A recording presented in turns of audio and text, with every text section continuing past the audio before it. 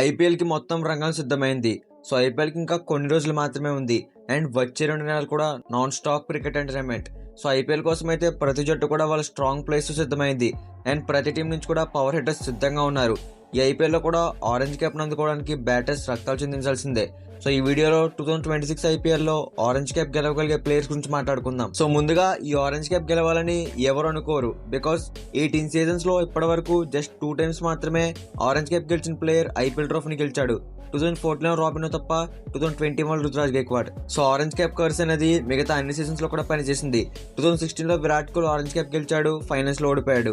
And 2022 Jos Buttler, 2023 Shubman Gill, ఇలా చెప్పుకుంటూ పోతే 16 సీజన్స్ ఉన్నాయి. సో ఇంకా ఆరెంజ్ క్యాప్ అందుకోవడానికి గట్టి పోటీ ఇచ్చే 10 ప్లేయర్స్ ఎవరో చూద్దాం రండి. Number 10 Ruturaj Gaikwad. CSK captain Ruturaj Gaikwad గురించి స్పెషల్ గా చెప్పనక్కర్లేదు. ఐపీఎల్ లో 2 సెంచరీలు ఉన్నాయి. అండ్ 2021 సిఎస్కే ట్రోఫీ గెలిచిందంటే దానికి one of the main reason Ruturaj Gaikwad. So Gaikwad already 2021 orange cap గెలిచాడు. అండ్ ఆల్సో ప్రతి సీజన్ లో కూడా కన్సిస్టెంట్ గా పర్ఫామ్ చేస్తూనే వస్తున్నాడు. బట్ లాస్ట్ ఇయర్ మాత్రం కొన్ని మ్యాచ్లు ఆడి తర్వాత ఇంజురీ వల్ల మిగతా మ్యాచెస్ కి దూరం అయ్యాడు. సో లాస్ట్ ఇయర్ అయితే గైక్వాడ్ ఓపెనింగ్ వచ్చినప్పుడు తనపై చాలా ప్రెజర్ ఉండేది. బికాస్ తనేమో టైం తీసుకుని ఆడే ప్లేయర్, ఇంకో పక్క ఏమో పవర్ ప్లేయర్ రన్స్ కావాలి, దానికోసం పవర్ హిట్టింగ్ చేయాలి. అవసరం గైక్వాడ్ పై అంత ప్రెజర్ ఉండకపోవచ్చు. బికాస్ వాళ్ళకి మంచి ఓపెనింగ్ ప్లేయర్ దొరికింది. సో గైక్వాడ్ నెంబర్ 3 లో వచ్చి ఆ 2021 ఇంటిని చూపిస్తే చాలు. ఆరెంజ్ క్యాప్ ఇంకా సిఎస్కే 6th ట్రోఫీ వస్తుంది. నెంబర్ 9 యశస్వి జైస్వాల్.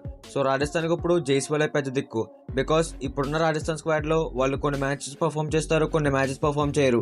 బట్ ప్రతి మ్యాచ్ లో కూడా కన్సిస్టెంట్ గా పర్ఫామ్ చేసేది ఒక యశస్వి జైస్వాలే. లాస్ట్ సీజన్ లో 14 ఇన్నింగ్స్ లో 559 రన్స్ కొట్టాడు. జైస్వాల్ కనుక గ్రీజ్ లో సెట్ అయితే లాంగ్ ఇన్నింగ్స్ ఆడే కేపబిలిటీ ఉన్న ప్లేయర్. అండ్ తన రీసెంట్ ఫామ్ చూసుకున్న ఇండియాకి గానీ డొమెస్టిక్ లో గానీ చాలా బాగా పర్ఫామ్ చేశాడు. సో ప్రస్తుతానికి రాజస్థాన్ కి ఇంపాక్ట్ క్రియేట్ చేసే ప్లేయర్ యశస్వి జైస్వాల్ కనిపిస్తున్నాడు.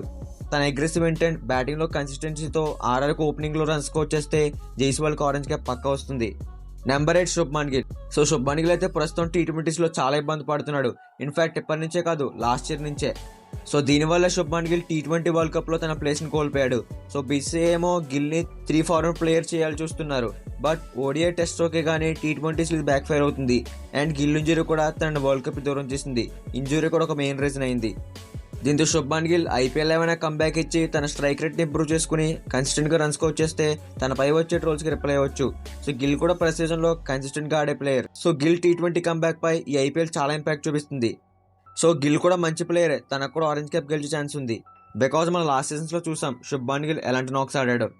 చూడాలి మరి Shubman Gill once again orange cap ని గెలుచుకుంటాడో లేదో. నెంబర్ 7 సాయి సుదర్శన్. జీటీకి చెందిన యంగ్ ఓపెనర్ కూడా ఐపీఎల్ లో బాగా పర్ఫామ్ చేస్తున్నాడు. సో సాయి సుదర్శన్ కూడా ఆల్రెడీ లాస్ట్ ఇయర్ లో ఆరెంజ్ క్యాప్ గెలుచుకున్నాడు. 15 ఇన్నింగ్స్ లో 759 రన్స్ కొట్టాడు. సో 15 ఇన్నింగ్స్ లో జస్ట్ 2 టైమ్స్ మాత్రమే సింగిల్ డిజిట్ స్కోర్స్ అవుట్ అయ్యాడు.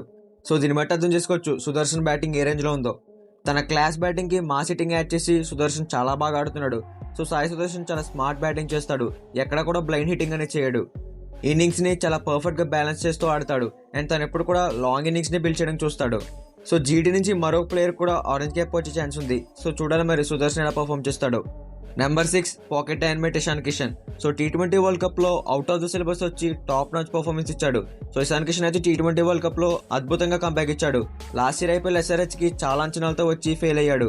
స్టార్టింగ్ మ్యాచ్ లో సెంచరీ, ఆర్సీబీ మ్యాచ్ లో 94 తప్ప పెద్ద చెప్పుకోదగ్గ నాక్స్ ఏం ఆడలేదు. బట్ T20 వరల్డ్ కప్ లో తన పర్ఫార్మెన్స్ చూసిన తర్వాత ఇషాన్ కిషన్ లో న్యూ స్టైల్ బయటకు వచ్చింది.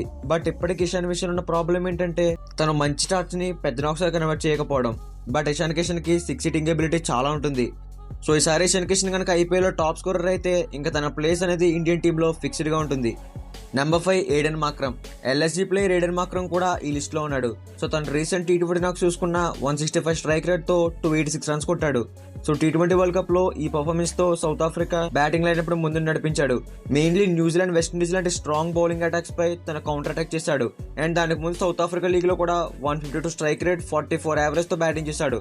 అలాగే లాస్ట్ ఐపీఎల్ లో కూడా 445 రన్స్ కొట్టాడు. సో మాక్రమ్ మెల్లగా తన స్ట్రైక్ రేట్ ని ఇంప్రూవ్ చేసుకుంటూ వస్తున్నాడు. అండ్ మాక్రమ్ కూడా చాలా మంచి బ్యాలెన్స్డ్ ప్లేయర్. కావాల్సినప్పుడు యాంకరింగ్స్ ఆడతాడు, కావాల్సినప్పుడు యాక్సిలరేట్ కూడా చేస్తాడు. సో చూడాలి మరి ఏడెన్ మాక్రమ్ ఐపీఎల్ ఎలా పర్ఫామ్ చేస్తాడో. Number 4 KL Rahul. ఇప్పుడు క్రికెట్ చూసే వాళ్ళకి కేఎల్ రాహుల్ అంటే డీసీ ఎల్ఎస్జీ వర్షనే తెలుసు. But Punjab Rahul was different. So KL Rahul already 2020లో 640 రన్స్ కొట్టి ఆరెంజ్ క్యాప్ ని గెలుచుకున్నాడు.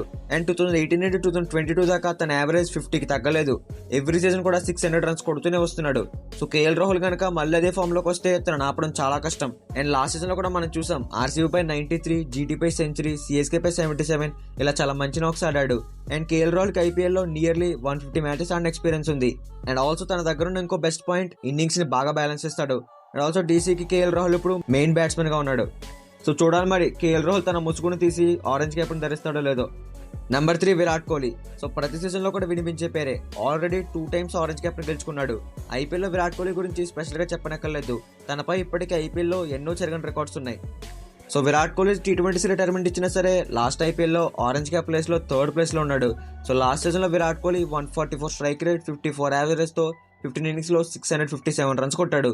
అండ్ ప్రెజర్ మ్యాచెస్ లో తను బాగా షైన్ అవుతాడు. ఇది విరాట్ కోహ్లీకి మామూలు విషయమే. సో ఆర్సీబీ బ్యాటింగ్ అనేది విరాట్ పై చాలా ఆధారపడుతుంది. సో చూడాలి మరి విరాట్ కోహ్లీ తన బ్యాటింగ్ తో ఆర్సీబీకి 2nd ఐపీఎల్ ట్రోఫీని, తనకి 3rd ఆరెంజ్ క్యాప్ ని గెలుచుకుంటాడో లేదో.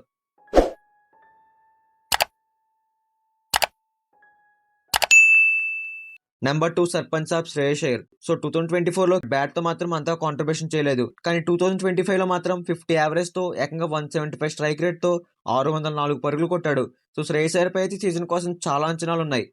మనం చూసాం తన లాస్ట్ ఇయర్ లో ఎలాంటి నాక్స్ ఆడాడు. సో శ్రేయస్ అయ్యర్ అటు స్పిన్ ఇంకా పేస్ ని కూడా బాగా ఆడతాడు. దీనివల్ల తనకి ఇంకా అడ్వాంటేజ్ అవుతుంది.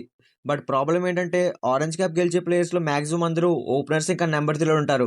బట్ శ్రేయస్ అయ్యర్ నెంబర్ 4లో బ్యాటింగ్ వస్తాడు. దీనివల్ల తను కొన్ని తక్కువ బాల్స్ ఆడతాడు compare to other batters. Otherwise Shreyas Iyer కూడా చాలా స్ట్రాంగ్ కాంపిటీటర్. నెంబర్ 1లో Sanju Samson. T20 world cup లో చూసాం సంజు శాంసన్ ఎలాంటి నాక్స్ ఆడాడు. జస్ట్ 3 మ్యాచెస్ తో ఇండియా ట్రోఫీ గెలవడంలో కీ రోల్ ప్లే చేశాడు. సో నార్మల్ గా సంజు శాంసన్ కి ఛాన్సెస్ రావడం చాలా కష్టం. వచ్చినా గానీ 2 బిగ్ షాట్స్ కొట్టి అవుట్ అయిపోతాడు. బట్ ఈ 3 మ్యాచ్ల్లో కూడా చాలా బాగా ఆడాడు. సో శాంసన్ ఒక క్లీన్ 6 సిట్టింగ్ ఎబిలిటీ ఉన్న బ్యాట్స్మెన్. తన స్పిన్ ఇంకా పేసెస్ ని సమానంగా ఆడతాడు. అండ్ అండర్ ప్రెషర్ లో గ్రేట్ నాక్స్ ని డెలివర్ చేయగలడు. ఒక పక్క రన్స్ కొడుతూ మరో పక్క ఫాల్ షాట్ ఆడడు. అలాగని అవుట్ అవుతానన్న భయంతో కూడా షాట్స్ ఆడడు. సో రీసెంట్ టైమ్స్ లో సంజు శాంసన్ బ్యాటింగ్ లో చాలా మార్పులు వచ్చాయి. సో ఈ సీజన్ కోసం చాలా అంచనాలతో ఉన్నాడు సంజు శాంసన్. చూడాలి మరి ఈ అంచనాలను దాటుకుని సంజు శాంసన్ ఎలా పర్ఫామ్ చేస్తాడో. అండ్ మీరు కూడా కింద కామెంట్ చేయండి ఆరెంజ్ క్యాప్ గెలిచే ప్లేయర్ ఎవరోని.